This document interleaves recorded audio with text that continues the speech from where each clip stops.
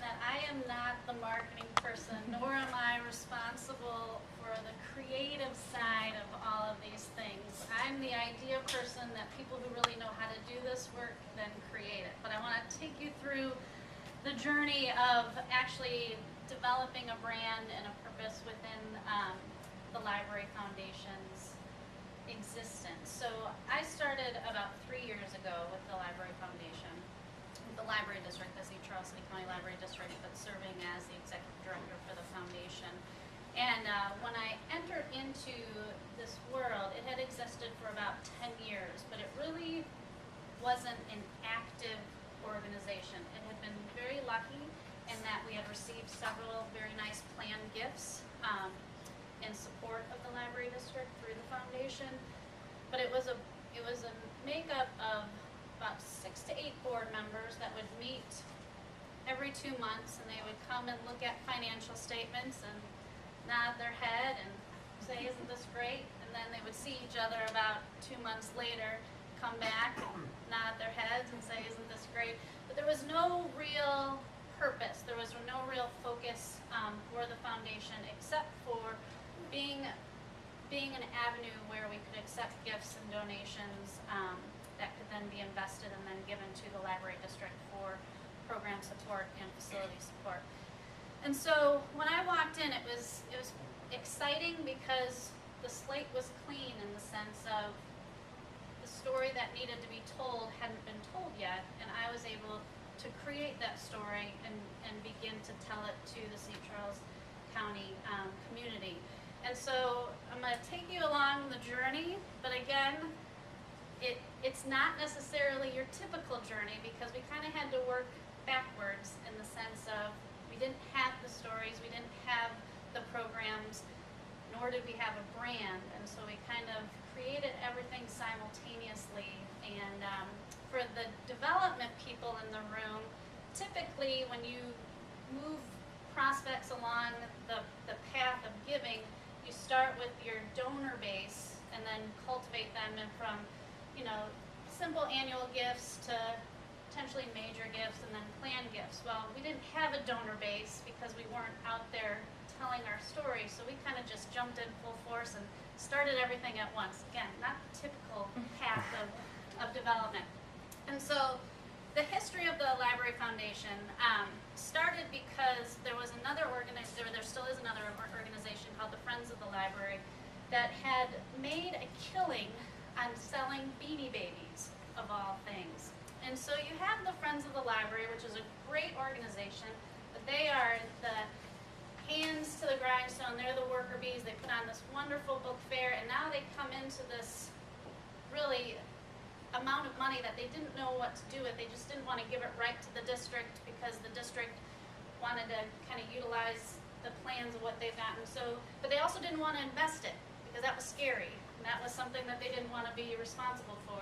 And so they decided to use an initial chunk of that Beanie Baby fund to be the starting point for the foundation. So the foundation had a nice starting point because it had funds, which a lot of nonprofits, when you're first getting started, that's what you're constantly raising. But it also had the other side of things, being the interesting thing is that it was an organization that's supporting a tax-supported entity. So the Library Foundation, as a nonprofit, exists to support the Library District, which is a tax-supported entity. And so when out in the community, talking to people about what we do and who we are, you potentially can come into that individual that says, well, why should I support the Library Foundation when I already pay taxes, and that goes to support the Library District. One of the benefits that we had is that our Library District is very well respected because of the stewardship that it has with the tax dollars that it receives. And it's well respected by the community because they know that all the tax dollars coming in are used for the materials and the services. So we had that definitely as a benefit moving forward. But what the Library Foundation lacked was that vision and that purpose on really what is its goal, what is its mission. Because this was its original mission when I started. And tell me if you would just be moved to tears and wanting to donate to this. The St. Charles City County Library Foundation is a tax-deductible 501c3 charity that supports programs, services, literary arts, and educational purposes of the St. Charles City County Library District. I know, pretty moving, pretty exciting. It had really just made a business statement, but it didn't have a mission statement. So one of the first things that we did is, well, one of the first things I did was build a board and give the board a very clear job description of their role as a fundraiser. I lost some of the board members that existed prior to my coming, but that was okay because we were evolving into a different path. And the path that they were on with just meeting every month was what every other month was fine with them, but this new path wasn't. So that was okay. Mutually beneficial that we parted ways. But so we built a board, and then we had a board retreat that really looked at who are we, what do we want to do, how are we going to do it, and how do we tell that story? Because we also ran into the fact that we didn't really have a story yet, because we hadn't really raised funds to do anything, but we knew what we wanted to do. So how do you tell the story of what you want to do without really the examples of what you've done? So we started simply, and we started with creating a mission statement. I think it's better. I'm still not going to bring you to tears, but I think it's better. The St. Charles City County Library Foundation mission is to ensure excellent library programs, services, and facilities for all people by developing and encouraging community investment and participation today and tomorrow. It was important to the board that it was seen as an organization that would ensure that the library would be there whether tax dollars existed or not, and that we wanted the community to feel that they had a role in making sure that that happened. And so from that, then we talked about, well, what do we want to really grow?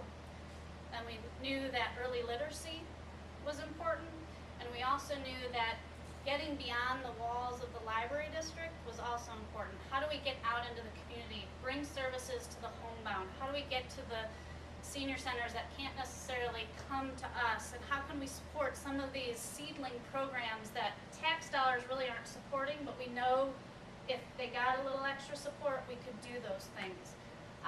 And so my friends Angie and Nate, and they're the ones that are responsible for making me look good with all of the materials, they started this process by helping write my story, or write the foundation story. And in your book, you'll see, or in your packet, our first piece. So mind you, I needed to create something to get out the word about what we're doing, and so we created our first storybook. And I knew that I wanted to tell a story, and I knew we needed to tie it into the library because that's what people think about. And when we talk about experiences that people have with the library, generally they go back to their childhood days, getting their first library card, checking out their first book, that experience of going to story hour, story time. And so we wanted to kind of be nostalgic and reminiscent of that time. And so we have the cards in here that kind of bring you back to the old stamp out checking the books in and out. And we tell our own story about the areas that are important to us. We knew that planned giving was something that helped us get started, so we wanted to make sure that that was one of the stories for people to be able to know that they could make a present decision to leave a gift, a future gift, through their will or trust. And so we talked about some people who had done that, and the story of Catherine Linneman, which is a very prominent figure within the library's history.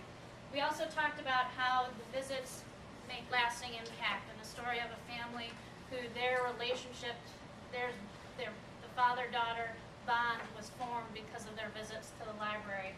They've got some general statistics about the library, and the books to you, and the outreach program of how we can better improve our services to those that can't necessarily come in and take advantage of the services within the walls. And then the giving thanks, and this was really the beginning of